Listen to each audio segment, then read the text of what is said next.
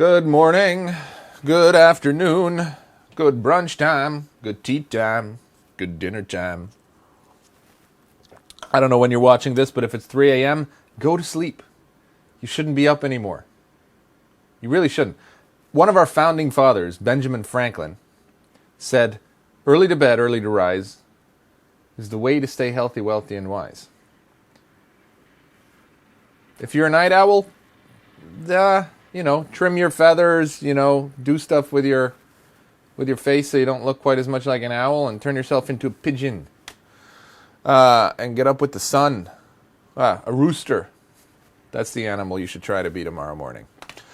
4 tips for ensuring growth as an actor, as a creative. Again, as all my videos do, it applies to all industry positions. I'm just dumping it on y'all actors because I was on a shoot the other day and one of the actors really pissed me off. At a nuclear level. And I thought, this is why so many actors just don't grow, period. Because I'm not going to work with that person again. So, first of all, I want to challenge you. I'm going to give you 4 little tips that you might think are obvious, but they're really not. I would say 30 to 40% of actors that I work with screw up on one or all of these points. Maybe the percentage is even higher. I have not looked at the statistics. Looking forward instead of back is that's not one of the tips. But, I'm just going to chill. Zen. Listen. You want to grow, right? Everybody says, it's a connections game. It's a this, it's a that. Audition, schmooze, network. Yeah. Do you know what the most important thing is? Be good on set. Do your job. Well, how can I do my job if I never get the job? Fine. If you get 1 or 2 jobs, though, kill it. Because then you'll get another job from those people. Do you understand? You have to look at your past clients, your past prospects, your past interactions almost more than you look forward. It's a balance of both. Audition a lot, but look at your past. Look at who you do know. Contact them to update them. What have you been up to? Hey, here's the little thing I've been on. Hey, what are you up to? Hey, you got any work for me? Blah, blah, blah. What are you doing? How are your projects? Want to have tea? Want to have coffee? You've been on some sort of a project before. What are those people doing? So that's one not tip out of the 4 tips, but I just want to make sure that your mindset is right there, because that's honestly could be its own video, but that's one thing that I see a lot of business people also do. A lot of filmmakers, directors, all that stuff. Where can we go to get funding for this? Well, you got 20 grand for a short film from your uncle and your cousin. Maybe start there. I know you don't want to ask the same people again, but maybe they were happy with what you did. Maybe you can expand. So for actors, who have you worked with? Reach out. Who was that student filmmaker, director that you did a short for 7 years ago? What are they up to? You ever looked into that? Hit them up. Now, this is where we go into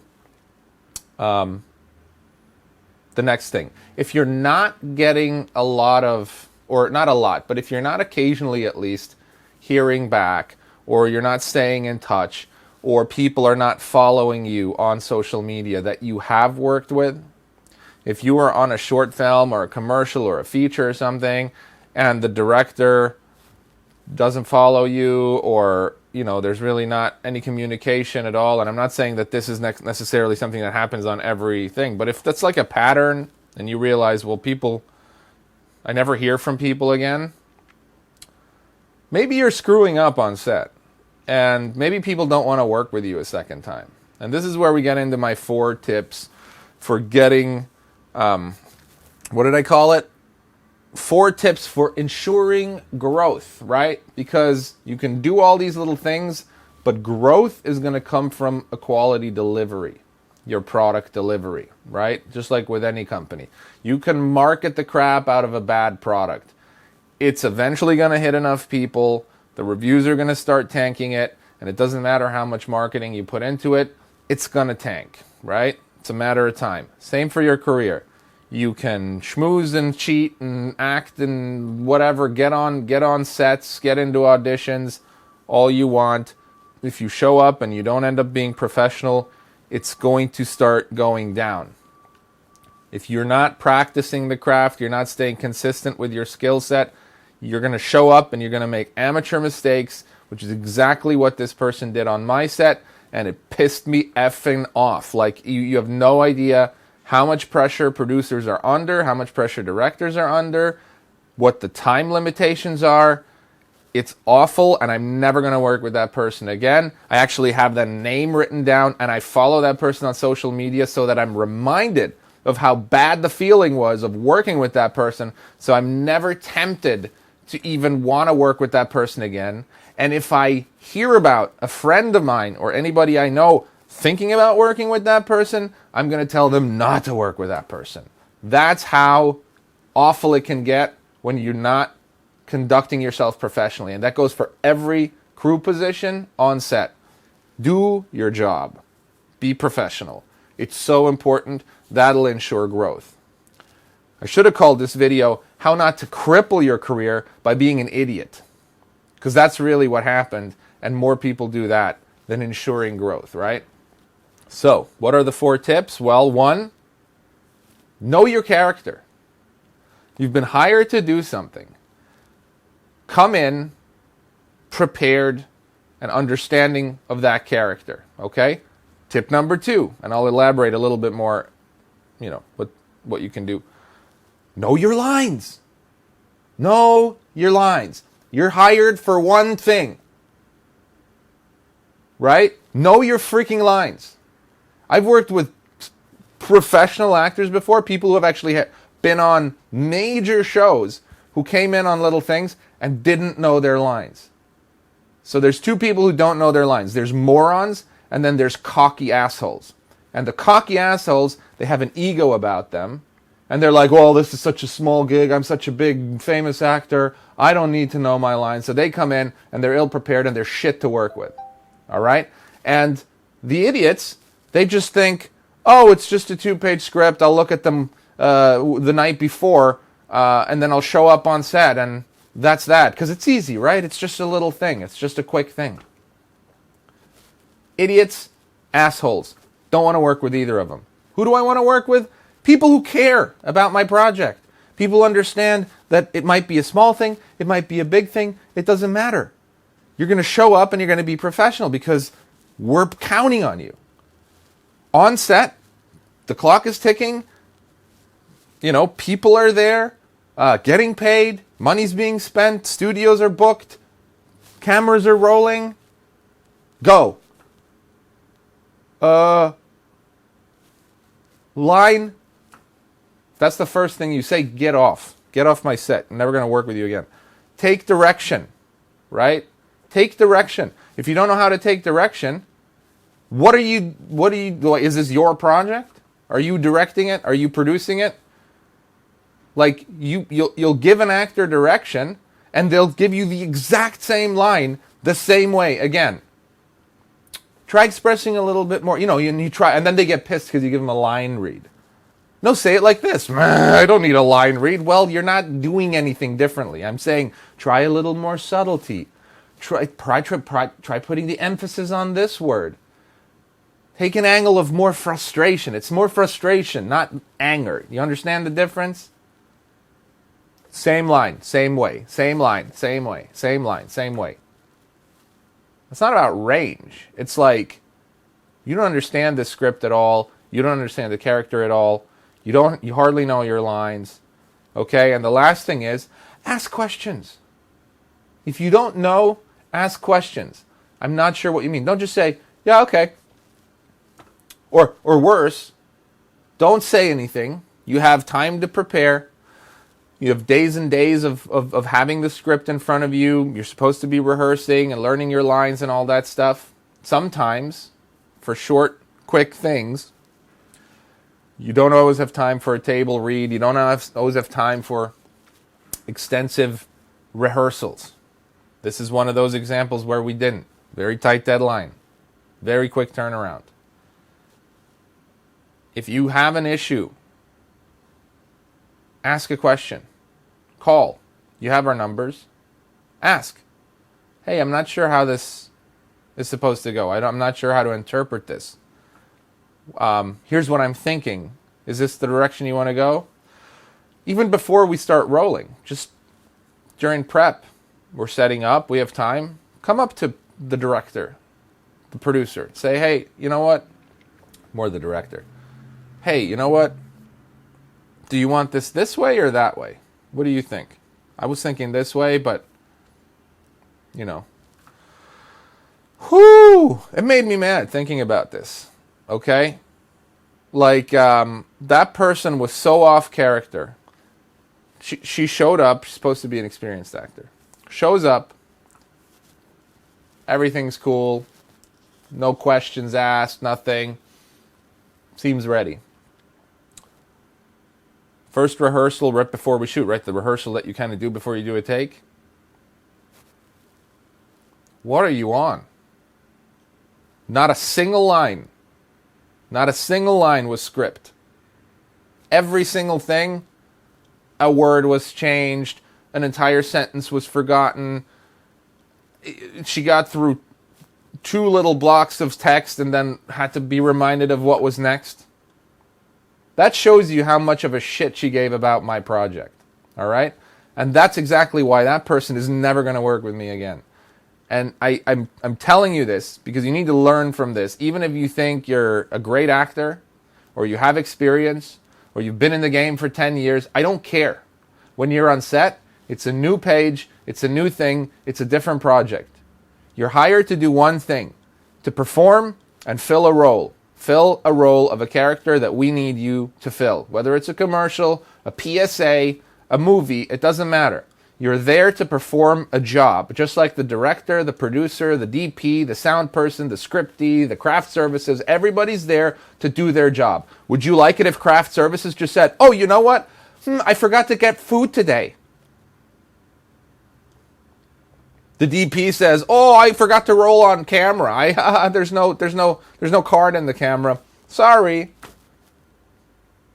No. So what's okay about not knowing your lines? What's okay about not knowing your characters? What's okay about not asking questions when you don't know? And certainly what's okay about not taking direction? It's terrible and it's devastating and it's going to cripple your career, just like it is, you know, and you wonder why this person doesn't work or doesn't really, you know. People complain about, I'm not getting any more, you know, I'm stagnant. Maybe you're screwing up when you go on set. Have you thought about that? So sorry. It doesn't, you know, that's not necessarily the only reason, of course. Some people are just, you know, doing marketing things wrong, and it is a tough game. There's a lot of competition. So when things are really competitive, you really need to bring your A game to every job. There's another video I made about that, and it was, what was it called? Give every job everything you got or something like that. Check that out too. But that sort of falls in the line here. I just want to give practical tips. These are the things you should focus on before a job, right? Know your character. Really try to understand the character. Who is this character? This person came in. We were supposed to have like I'm not going to say what it is. I don't want to call the person out. We were supposed to have a certain interpretation. Let's say it was a Italian mobster, kind of New York Italian mobster. This person came in and gave me Mexican cholo. Essentially, that's the, you know, completely different. Not at all the way it was written. Completely different. And was completely unable to give me New York gangster when I tried to get that out of that person. Right? Know your character. Know your lines. Memorization is so important, okay? You're not an actor if you don't remember lines. You're just not. You're not an actor if you can't remember lines. If you're 80 years old and you're somebody like Danny Trejo who occasionally needs a little help or a teleprompter because you're getting to the point in your age where but you're valuable, you're worth something, people are willing to make exceptions for that.